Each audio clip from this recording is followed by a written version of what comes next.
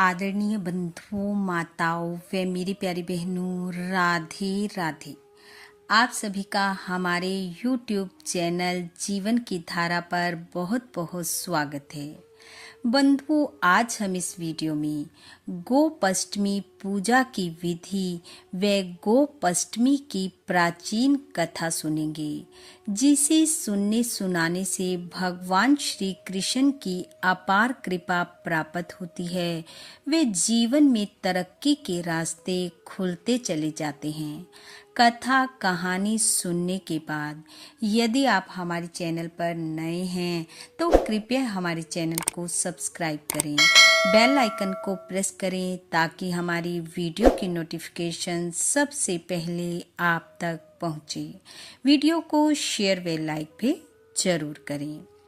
बंधुओं, कार्तिक शुक्ल पक्ष की अष्टमी तिथि को गोपाष्टमी के रूप में मनाया जाता है। इस दिन गायें और उनके बछड़ों की पूजा की जाती है। मान्यता के अनुसार इस दिन भगवान श्री कृष्ण पहली बार अपने गोप सखाओं के साथ गायों को चराने के लिए ले गए थे।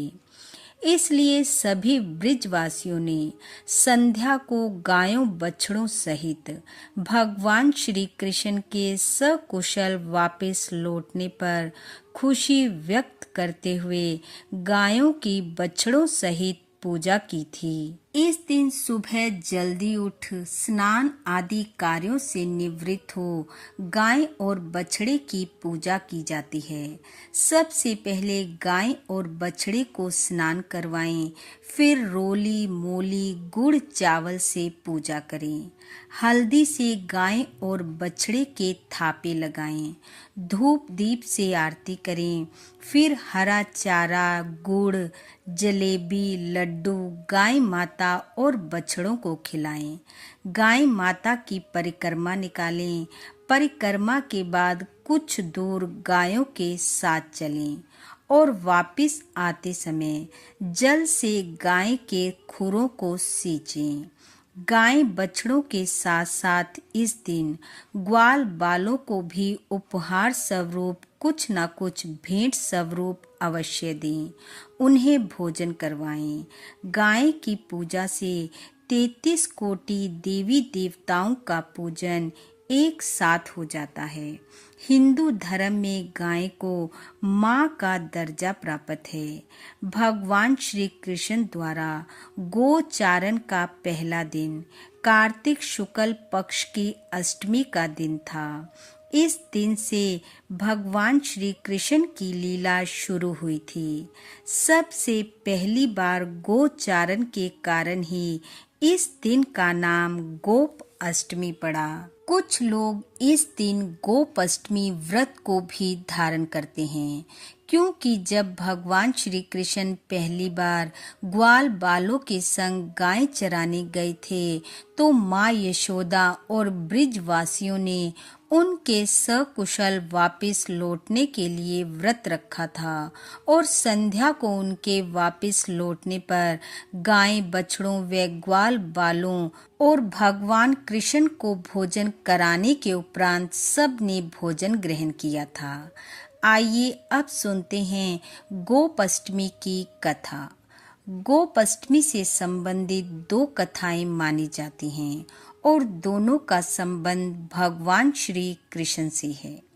कथा के अनुसार जब कान्हा 6 वर्ष के हुए तो एक दिन वो माँ यशोदा से कहने लगे, माँ अब मैं बछड़ों की बजाय गायों को चराने ले जाऊंगा। अब मैं बड़ा हो चुका हूँ। माँ ने बहुत समझाया पर कान्हा कहाँ मानने वाले थे। कान्हा की जिद के आगे माँ यशोदा को झुकना पड़ा, पर उन्होंने कहा, कान्हा पहले अपने बाबा से इजाजत लो, तब ऐसा होगा। और माँ ने कान्हा को नंद बाबा के पास भेज दिया। कान्हा ने नंद बाबा के समक्ष जाकर कहा, बाबा अब मैं गायों को चराने ले जाऊंगा। नंद बाबा बोले, कान्हा तू अभी छोटा है। पर कान्हा की जिद देख बाबा ने कहा, अच्छा मैं पंडित जी को बुलाकर पहले गोचारण का मुहूर्त निकलवाऊंगा। कान्हा भागे और तुरंत पंडित जी को बुला लाए। अब पंडित जी पंचांग देखने लगे तो हैरान रह गए।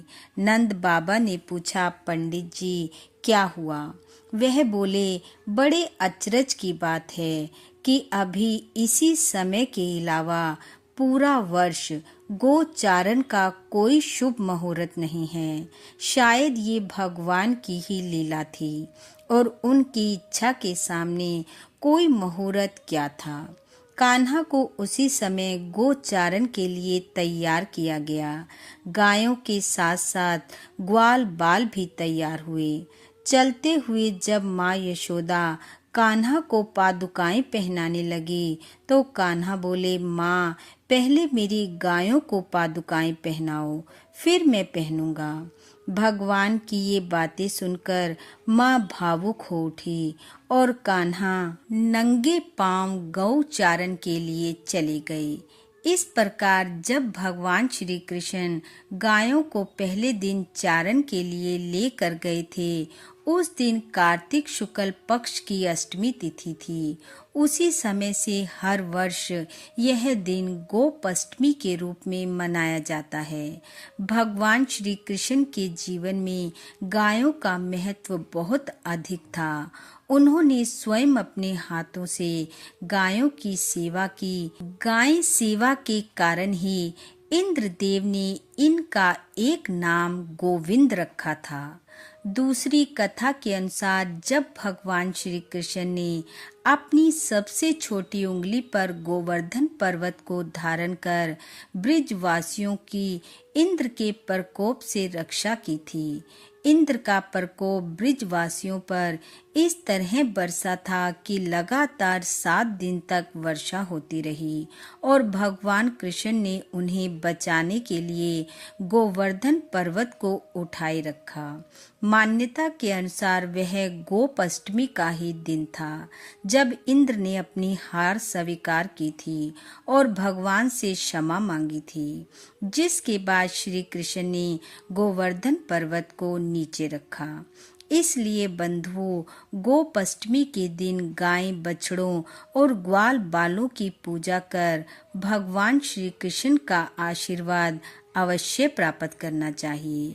गाय की पूजा सेवा हमें सदैव करनी चाहिए, क्योंकि गाय माता माँ की तरह ही हमारा पालन करती है। बोलो भगवान श्री कृष्ण की जय। बोलो गाय माता की जय। बंधु, भगवान श्री कृष्ण वे गाय माता की कृपा आप व आपके परिवार पर सदैव बनी रहे। आपका घर आंगन खुशियों से महकता रहे।